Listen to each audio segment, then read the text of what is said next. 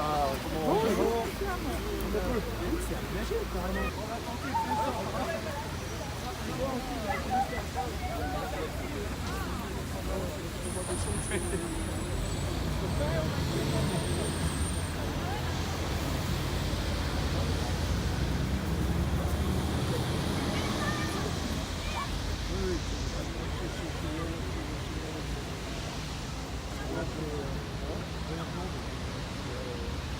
Le revenu universel, c'est utopique ou ça pourrait être une réalité?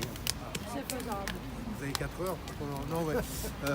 Évidemment que c'est possible. C'est comme la Sécu en 45, tout le monde disait ça coûte trop cher si on fait la sécurité sociale. On n'y arrivera pas parce que ça suppose de trop gros transferts de richesse. Ouais. Et aujourd'hui, juste pour que vous l'ayez en tête, dans les ordres de grandeur, si on faisait le revenu universel à 800 € par mois par Français, si tu le fais de zéro, de la naissance à la mort, en disant pour les gamins, dès la naissance, le principe, ça remplacerait les allocs familiales, 400 € par gosse, 300 € qui vont par an sur les 400 et 100 qui seraient gelés sur un compte dont ils jouiraient à leurs 18 ans. Si tu faisais ça, dans les calculs qu'on a, la part de la richesse de la nation que ça suppose de transférer, elle est inférieure à la part de la richesse de la nation qu'en 45 on a transféré pour créer la Sécu. Donc c'est pas un effort plus grand que la création de la sécurité sociale après-guerre.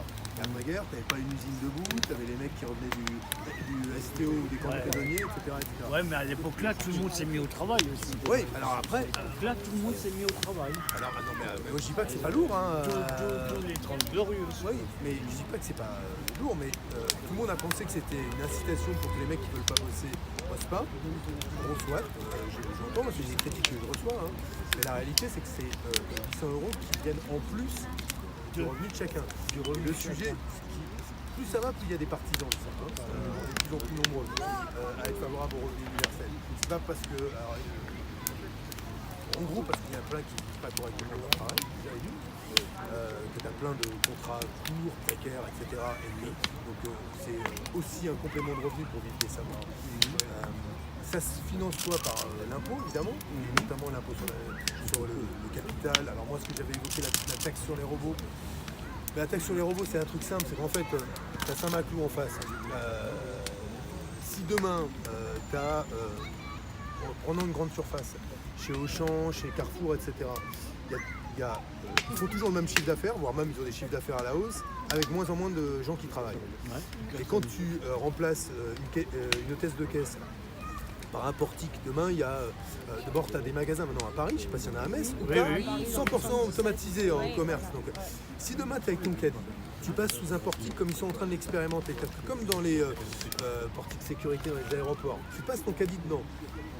Tous les produits sont mélangés, hein, mais le truc, parce que c'est de la technologie, te scanne immédiatement le prix. Bon, ok, toi t'es content, t'as passé ton truc, t'as pas perdu de temps en caisse, tu payes à la sortie, les portes s'ouvrent, voilà. Bon, ok, le consommateur il est content. Bon, il y avait quelqu'un qui faisait, alors c'était un boulot de chien, mais il y avait quand même quelqu'un. L'entreprise d'aujourd'hui, elle fait le même chiffre d'affaires, elle a économisé un salaire, elle économise des pièces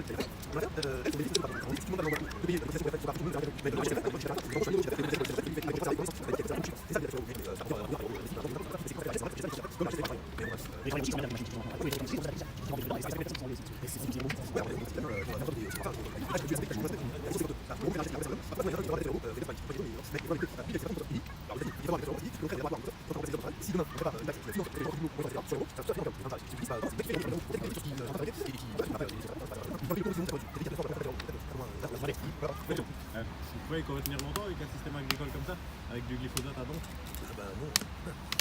Alors c'est quoi là, les alternatives? On attend encore 4 ans ou on fait quoi là? Pour l'interdire ou pour le... Ah oui, carrément, pour les alternatives. Oui. Bah, écoute, les alternatives, elles existent. Il y a des mecs, des paysans qui font des produits de bonne qualité, sans pesticides, sans intrants chimiques, etc. Après, il faut des temps de conversion pour passer une exploitation. Ça, 3 ans, alors certains passent plus vite, mais après, pour être labellisé bio. Mais bio, en fait, moi je suis pas un ancien, mais tout le monde dit bio, Non, merde. mais le bio du magasin, il n'y a rien de bio là. Ouais, mais tu t'en as aussi, il y en a aussi du vrai quand même. Non mais honnêtement, mais le bio c'est ce que mangeaient nos parents quand ils étaient plus vieux, parce que c'était naturel. Naturel, C'était ouais. Que nous, on a connu quand on Et était voilà, gosses. et maintenant, mais voilà, mais tout le monde se dit, oh là là, c'est compliqué, mais attends, Mon mais à père, il l'époque, mettait du fumier dans le jardin. Voilà. ouais, on a tous eu des grands-parents, comme c'est des grands-parents qui étaient paysans, je vois bien comment ils cultivaient la terre, ils mettaient pas des sacs de poudre blanche. Bon, donc, oui, moi je suis pour, comme tout le monde, mais sauf que, alors là, si vous voulez, je pourrais vous en raconter des histoires. Moi j'étais ministre au moment de l'interdiction du bisphénol. Je ne sais pas si vous vous souvenez, c'était dans les biberons. Oui. Et la question c'était est-ce qu'on interdit ou pas. Alors, on savait que c'était dangereux pour les gamins quand si tu les mettais au micro-ondes le biberon, tu avais un risque de migration du biberon vers le lait et donc vers le gamin et que c'était dangereux. Comment on le fait? Se pose la question de l'interdiction du bisphénol, comme pour le glyphosate. Moi j'étais ministre de la consommation et il y a des gens qui viennent me voir, les fédérations professionnelles, les gars qui avaient besoin de tout ça et qui disent attention, monsieur Hamon, c'est dangereux, il va y avoir des plans sociaux, des suppressions d'emplois, on pourra peut-être faire des trucs qui risquent d'être plus dangereux, etc. En gros, les lobbies. En tout cas, le lobby qui avait intérêt à ce que ça reste. Bon, qu'est-ce qu'on a fait? On l'a interdit quand même. À l'époque, il n'y a pas eu de plans sociaux, c'est pas été, ce qui est dans les biberons n'est pas plus dangereux, c'est moins dangereux.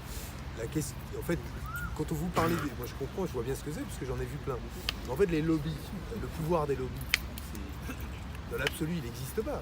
C'est juste le pouvoir que les politiques laissent à ces gens-là.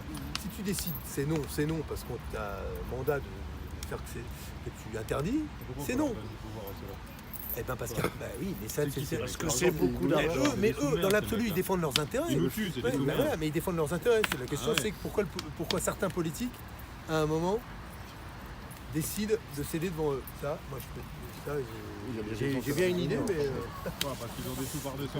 Non, c'est pas trop des chiffres. Non, je pense pas que ce soit ça. Je pense pas que ce soit l'histoire de pognon. Non, vraiment. Non, vraiment, je crois pas. Il y a un truc super sympa à regarder quand même pour s'il y a France 3 qui filme là. Il y a Lydia et Claude Emmanuel Bourguignon. Ils ont créé le premier laboratoire de la vie des sols. Des belles vidéos sur YouTube à regarder. Faut que si jamais ça a été filmé là, faut y aller. Il faut que les gens ils le sachent un peu. Il y a je sais pas si vous avez vu, il y a une asso qui fait faire des tests d'urine à tout le monde là. Ah, il y a aussi ça, ouais. Ou alors des cheveux. Et ils se rendent compte de quoi 40% de cancer. mais qu'on a tous des traces de produits qu'on ne devrait pas avoir. Alors je ne parle même pas pour les petits. Oui, c'est un sujet. Un gros sujet. Ouais. C'est un très gros sujet. C'est un très gros sujet. Comme pour nos animaux, pareil. Les animaux un peu partout. Si vous regardez. Parce que la nourriture, c'est quand même très important. Ouais. Vous avez raison, mais il y a même dans l'équivalent aux Antilles, le chlordécone. Le chlordécone, c'est interdit depuis 1999 aux États-Unis. C'est un produit cancérogène au point qu'il est interdit dans plusieurs pays. La France l'a autorisé le plus tard. Aujourd'hui, aux Antilles, non seulement le produit a provoqué Des cancers. des multitudes de cancers, mais c'est un produit persistant, c'est-à-dire qu'il ne disparaîtra ni des sols, ni de l'eau, et notamment avant des dizaines et des dizaines d'années. Le résultat des courses, tu as aujourd'hui des poissons qui est une partie de la ressource de pêche qui a été polluée par ça, tu as les sols qui sont pollués par ça, et tu as une demande d'indemnité des gens, mais qui est légitime. C'est qu'en fait, il y a plein de gens qui vont crever de ça, et crever de cancer qu'ils n'auraient jamais eu auparavant. Ben, ça encore, c'est le lien entre industrie et pouvoir politique, c'est la faiblesse du politique. Ça arrive. Pas tout le temps, mais ça arrive. Moi j'ai une question. Ouais. Pour la loi 113, pourquoi vous ne l'avez pas aboli? Laquelle? Le Pompidou. Sur quoi? C'est-à-dire à l'époque, Pompidou il travaillait pour Rothschild à l'époque. À l'époque, la France a fait un crédit à Banque de France directement à taux zéro. Maintenant, ils ont fait crédit chez Rothschild, on leur donne chaque année 50 milliards depuis 60... Ah si. Vas-y, renseignez-vous. Non, je vous assure que non, on ne donne pas 50 milliards. Non, notre problème aujourd'hui à nous, c'est que avant, on avait une banque auprès de laquelle on pouvait nous emprunter, la Banque de France. On empruntait directement quand on voulait investir, etc. Maintenant, depuis la construction européenne, on a la Banque Centrale Européenne. Mais elle ne peut pas nous prêter directement. Donc on s'endette, nous, auprès de qui? Des marchés financiers. Donc on dépend effectivement, alors là pour le coup, d'acteurs bancaires privés qui détiennent des titres de dette de la France. Le vrai problème, c'est ça, c'est qu'en fait, avant, on avait, comme encore en Angleterre aujourd'hui, ou comme dans certains pays,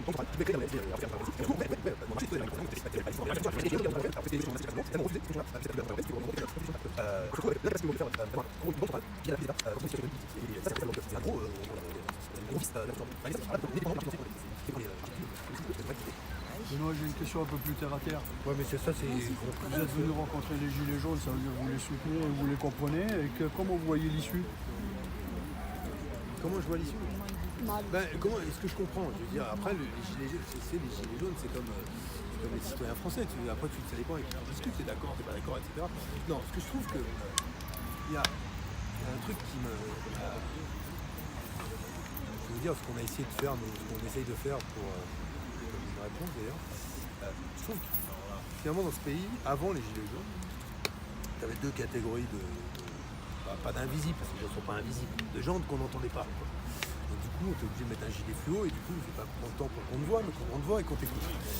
Donc là, on a vu monter des trucs qui étaient intéressants. Vous mettez sur votre flyer là, le track là, avec sur toutes les questions sociales, le SMIC, le pouvoir d'achat, les salaires, la question de la répartition des richesses, les problématiques de conso, de péage et tout. Voilà, parce que s'il y en a qui se gavent, je tout de suite. Regardez, je vous dis, arrêtez le Vinci et compagnie. Le scandale d'État, c'est les autoroutes dans ce pays. Voilà, c'est le grand scandale. Et bon, bref. On l'a vendu, les autoroutes. On les a En vendus plus, avec et on des les bons paye contrats maintenant. signés sur Et des les sous, concessions ils sur sont des années et des années. Et les Je peux sous dire sont qu'il y en a qui se gavent, c'est bien eux. Bon, bref, fin de la parenthèse. Mais les autres invisibles, et que Macron, Ça se condamne, et ensuite on ne veut pas rendre visibles, tu sais, ceux qui sont dans son dos et qu'on ne voit pas. C'est les robots qu'il a derrière lui. ouais, les grandes fortunes et le CAC 40. Parce que la vérité de la répartition des richesses, où est-ce qu'elle se fait? C'est dans l'entreprise, dans la boîte. Et là où les écarts salariaux ont augmenté, c'est où? C'est dans les grandes entreprises, dans les boîtes. Là où tu vois des bénéfices augmenter, mais de manière exponentielle, avec de moins en moins d'effectifs, c'est là encore dans ces grandes boîtes. Et là, eux, au minimum, quand tu parles de l'impôt sur la fortune, de cette taxe sur les robots, de l'impôt sur le capital, etc., ceux qu'on a besoin de rendre visibles pour dire, bon bah attendez, c'est quoi votre contribution à cette affaire? Je prends un exemple concret. L'affaire de la taxe sur le plein de diesel. En gros, en disant, bah, il y a la transition écologique, tu es obligé de faire ton plein, c'est à toi de payer. Qui c'est qui se fait le maximum de bénéfices grâce à l'exploitation des ressources fossiles? C'est toi quand tu es au volant. C'est Total, on est d'accord. Total qui paye quasiment pas d'impôts dans ce pays, première chose. Est-ce qu'ils sont mis une contribution spécifique de Total? Le bénéfice de Total pour la transition écologique? Non. Qui c'est qui augmente ses financements à l'extraction ou l'exploitation de ressources fossiles et baisse ses investissements dans les énergies renouvelables? Les banques françaises. Il y a une contribution spécifique des banques françaises parce qu'elles gagnent de l'argent sur le pétrole et qu'elles investissent moins sur les renouvelables? Non. Donc la vérité, c'est que pourquoi est-ce qu'il faut les mettre devant? C'est que eux, il faut les interpeller sur leurs responsabilités. Tu peux pas dire t'es patron de Total, écoutez, moi je fais du business, mais je n'ai pas de responsabilité en ce qui se passe, c'est pas vrai.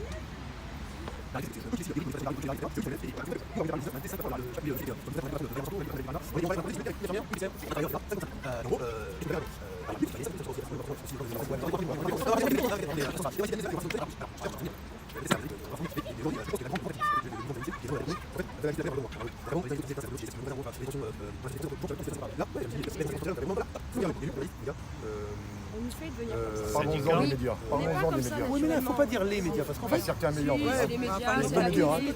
Les 9 médias Alors donnez-moi sont un dirigés par journal. Bolloré, Mediapart. Oui, mais ils sont pas diffusés à la télé, ces oui, mais choses-là. vous prenez les C'est que sur journaux, les Internet et vous devez payer pour pouvoir. Ouais, c'est Vous vrai. voyez, c'est pas public, c'est privé aussi.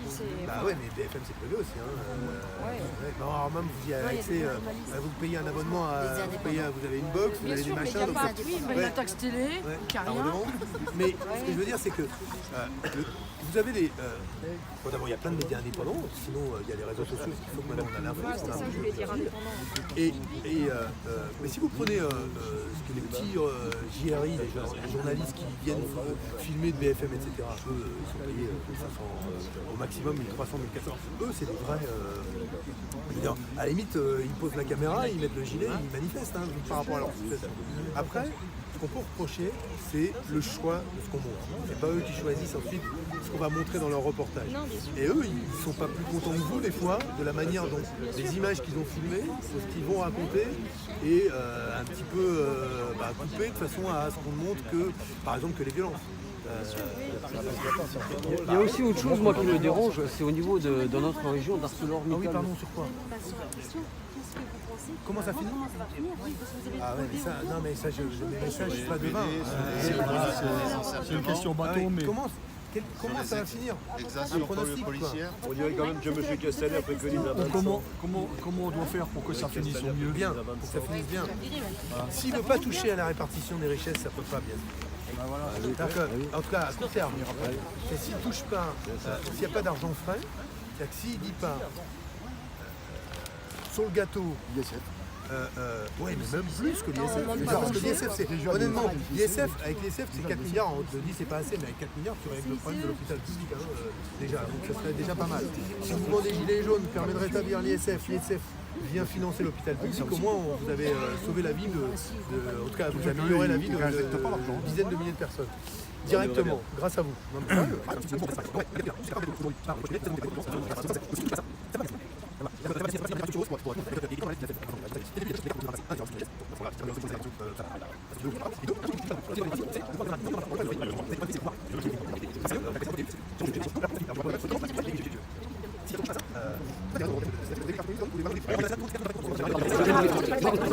On parle aujourd'hui des problèmes d'environnement, on sait qu'on a de la malbouffe, on sait que ça ne va pas dans nos sols, c'est une chose. Et moi, il y a quelque chose qui m'interpelle, c'est un petit détail. Mais regardez, au niveau les paysans, faut le dire, les paysans, il y a des paysans qui gagnent que dalle. C'est au niveau d'ArcelorMittal, ma question en fait. Il y a une personne qui a osé tirer le signal d'alarme au niveau pollution, le gars qui s'est fait jeter comme une, excusez-moi le terme, mais comme une merde. Je le connais ni d'Ève ni d'Adam, ce monsieur-là. Mais je lui tire mon chapeau, il a tiré le signal d'alarme et il s'est fait dégommer. À l'heure actuelle, c'est un monsieur qui, à l'heure actuelle, sa famille se retrouve dans une merde totale, lui. Et moi, j'ai de la peine pour ces gens. On nous pousse à faire attention à l'environnement, on nous pousse sur beaucoup de choses, on essaye à notre échelle de faire quelque chose. Ce monsieur-là l'a fait et je trouve dégueulasse qu'à son échelle, s'il l'a fait, qu'on le dégomme comme on le fait aujourd'hui. Est-ce que des gens comme vous, j'ose m'avancer là-dessus, comme vous ou d'autres, ou peut-être avec d'éventuels contacts, vous ne pourriez pas essayer de le tirer un petit peu plus vers le haut, ce monsieur-là? Parce que franchement, il le mérite. Il a tiré le signal d'alarme dû à son... Et moi, j'ai de la peine. Même si je ne le connais pas, j'ai de la peine pour ce monsieur. Parce que n'importe qui d'entre nous aurait pu le faire. Je voulais en parler. Non, mais explique bien l'histoire. Ce monsieur-là travaillait chez ArcelorMittal. Il y a eu une loi disant que les entreprises elles étaient plus ou moins, je ne connais pas cette loi-là, mais étaient plus ou moins protégées quand quelqu'un venait à tirer le signal d'alarme sur de la pollution de l'entreprise. Il avait mis une vidéo sur Facebook comme quoi il avait versé de l'acide dans un terrain dans le crassier de Marseille. J'ai lu les paragraphes. Et il a dit ça c'est pas moi qui dois, ça c'est pas mon boulot, je démissionne. ArcelorMittal n'a pas versé de l'acide. C'est quand il y a eu sur les lanceurs d'alerte des mesures qui sont des mesures. Absolument. Oui, non, mais ça c'est typique du fonctionnement.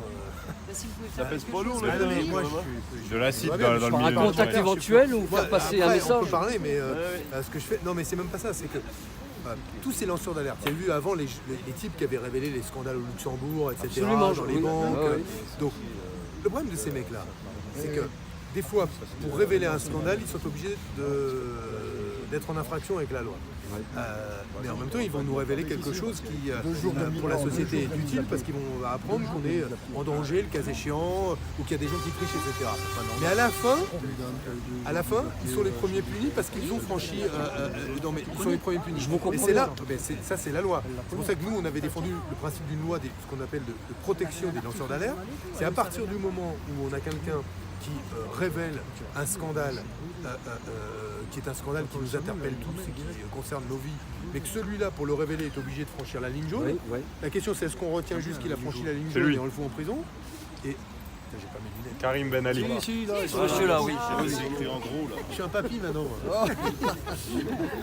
Bon, je vais me. Mais nous, si vous voulez. Ce mec-là, il a fait quelque chose d'énorme pour le. Absolument. Nous, à une plus grande échelle, on est quelque part, nous tous pollueurs, puisqu'on nous force par la force des choses le faire. On pollue avec notre bagnole, on pollue avec tout ce qu'on nous demande de faire à nos travail, dans nos entreprises. Et donc, ce monsieur-là, quelque part, lui, à plus petite échelle, a fait la même chose que nous. Mais nous, on nous dit rien quand on tire le signal d'alarme. d'alarme aujourd'hui. On nous dit rien, nous, mais ce monsieur-là, à lui tout seul, on lui tape sur les doigts. Il est au tribunal, lui, maintenant? Ben, il a été jeté dehors. relaxé, carrément. mais Il a été jeté dehors. J'ai vu un article cet après-midi, c'est pour ça que je me souviens de son nom.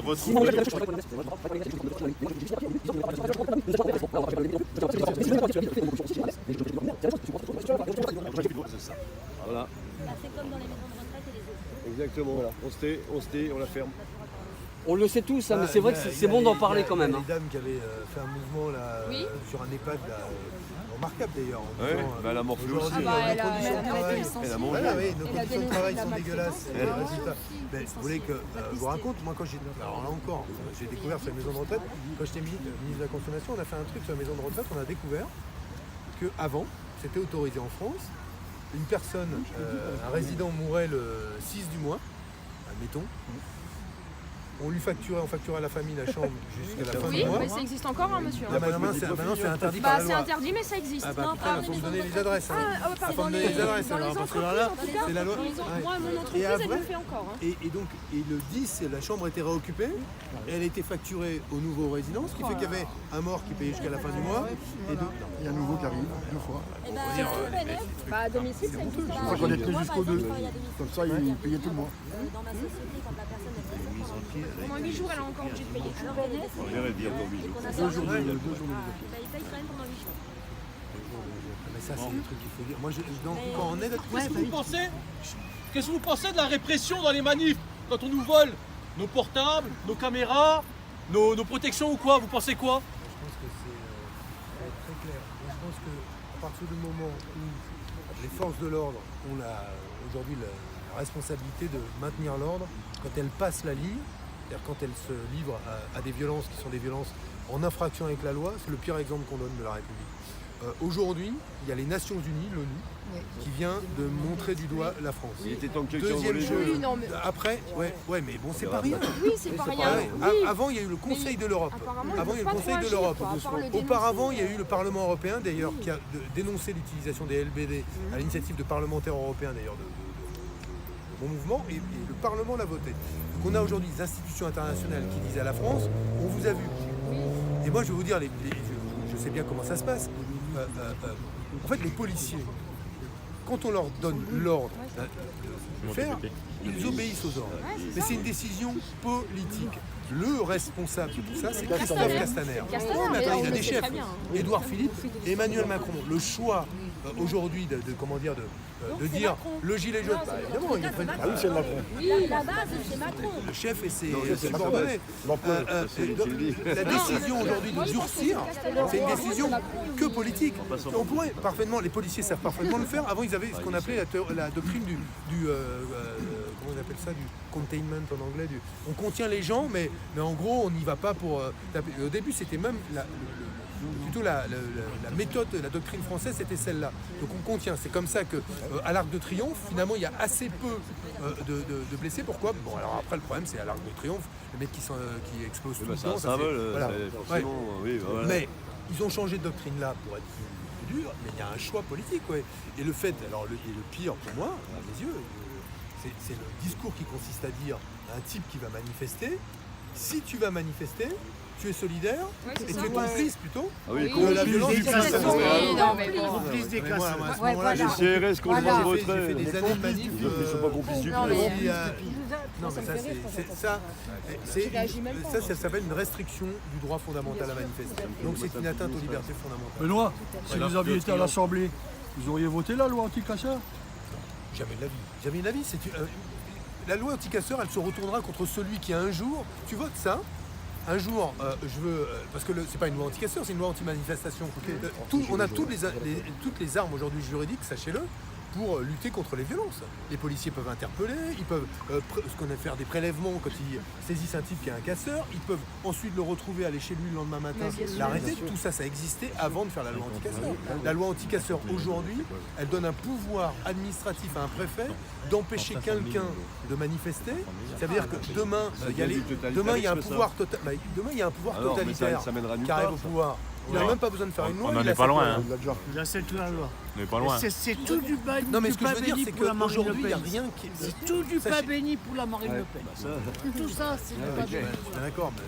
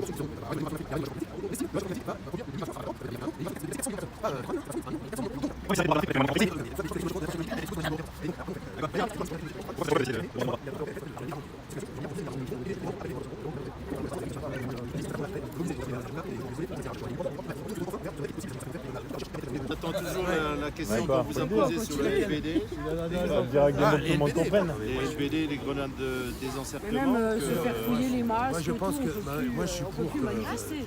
moi je suis favorable à l'interdiction des LBD. Je pense que toutes ces quand même il y a des gens dans cette affaire qui vont rester mutilés à vie. Ah bah, bien sûr. Ouais. Plus, il y a quand même eu 11 morts. Oui. C'est quand même pas un mouvement social anodin, cette histoire. Moi je dirais que Macron devrait leur verser 1 million d'euros à chacun. À tous ces gens qui ont été aveugles. De toute façon, il faudra qu'ils soient dédommagés. Hein Ils ont énormément blessés. Quand il dit Macron, c'est nous quand même. C'est pour les. Non, sur ses fonds propres. Ah, sur ce fond. Là, vous tenez le rond-point depuis combien de temps? 17 Depuis le début. Troisième cabane. Et en fait, ça tourne quoi, oui, c'est ça? Est-ce qu'il y a eu un mariage? Non, pas ici, pas encore. Ah, des mariages, non, alors non. Il y en a qui niquent dans les cabanes. Non, ce sera bien, ce sera le premier C'est bébé la du seule chose rond-point. qu'il a fait Le bien. premier bébé du rond-point. C'est la seule chose qu'il a fait bien. Ah bah ça c'est sûr. Il a réussi à nous diviser, mais maintenant il a réussi à nous...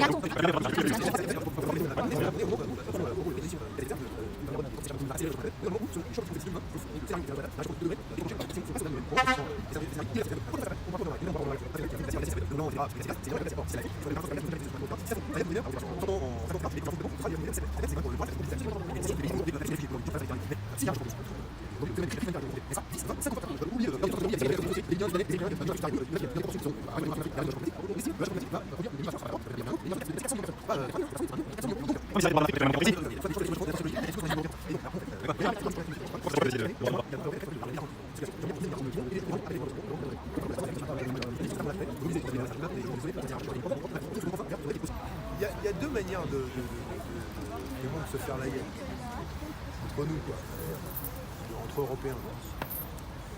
T'as c'est mon avis, après vous êtes, chacun pense ce qu'il veut. Les libéraux type Macron, c'est quoi? Démerdez-vous, faut trouver ça, chacun doit se faire sa place. C'est en gros pas la guerre entre les individus, mais parfois ça l'est. C'est-à-dire chacun pour sa pomme. Et donc il y a plein de conflits qui naissent de ça, et des conflits sociaux, et on en connaît en ce moment en France. L'autre manière de jeter les gens les uns contre les autres, c'est si on revient dans les frontières nationales et qu'on se dit ok, on revient comme avant, les Allemands, les Français, les Espagnols, etc. Et en pensant qu'on peut retrouver une forme à la fois de souveraineté, ce que j'entends comme argument, et de calme, de paix sociale à revenir dans les frontières nationales. Moi j'y crois pas, mais au moins pour une chose simple, c'est que les problèmes qu'on a à résoudre, ne serait-ce que le dérèglement climatique, la seule bonne échelle, il faut se dire, alors là, il ne faut pas se raconter l'histoire, déjà elle est globale, c'est mondial, mais il faut au moins que ce soit européen. Alors aujourd'hui, on n'est pas parti tellement pour régler les problèmes comment dire, dans les temps. Mais si, non, c'est pas mort. L'avantage, c'est que tout le monde vit la même chose. On voit plus de papillons. Ben voilà, mais les insectes sur la biodiversité, les oiseaux. Les abeilles, on en parle partout. Non, mais puis, quand il n'y a plus d'abeilles, on crèvera tous. Il n'y a plus de fruits, il n'y a plus de légumes. Et la vitesse à laquelle, vous savez, alors, je ne peux pas vous faire de bras mais c'est nous-mêmes. On est au moment où, selon en gros le rythme d'émission de gaz à effet de serre, le fameux carbone qui, quand il s'échappe, va accélérer le réchauffement de la planète. On est dans le moment où, selon les choix politiques qu'on fait d'ici 2020, le scénario qui est le scénario sur la table, d'un réchauffement de plus de 2 degrés est enclenché ou pas. Si on passe au-delà de 2 degrés, on rentre dans des scénarios irréversibles. C'est-à-dire que quoi qu'on fasse après, on ne pourra plus revenir en arrière. Et notamment, on ne pourra pas revenir en arrière sur un phénomène qui est la fonte des glaciers. Alors les glaciers, ça peut être le Mont Blanc, etc., les glaciers terrestres, et c'est évidemment la calotte glaciaire. Or, si celle-là, elle fond, et ce qu'on appelle le permafrost, c'est-à-dire les glaces qui ne fondent jamais, vous savez, ce qu'on a toujours, etc., si ça fond, ça élève le niveau des mers, alors on ne sait pas, c'est en 100 ans, en 50, etc., mais quand il y aura fondu complètement, ce sera une élévation du niveau des mers de 7 mètres. 7 mètres, c'est quand même pour le littoral, c'est compliqué. Tous ceux qui vont être en bordure de mer. Mais c'est surtout tous les pays où la question des réfugiés aujourd'hui, les gens qui traversent la Méditerranée. Mais s'il y a un réchauffement climatique,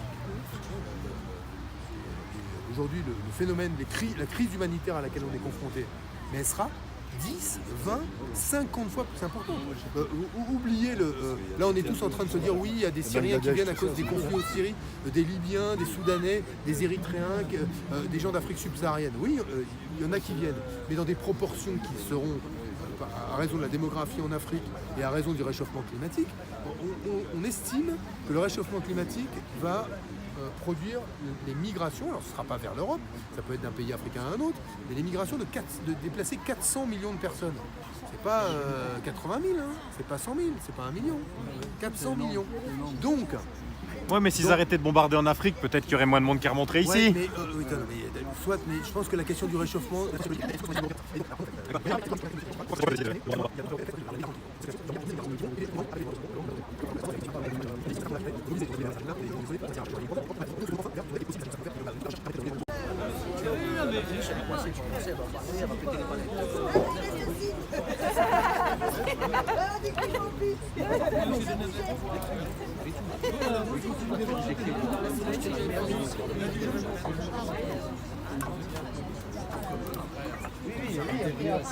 J'arrivais pas et... Ouais, Bernard.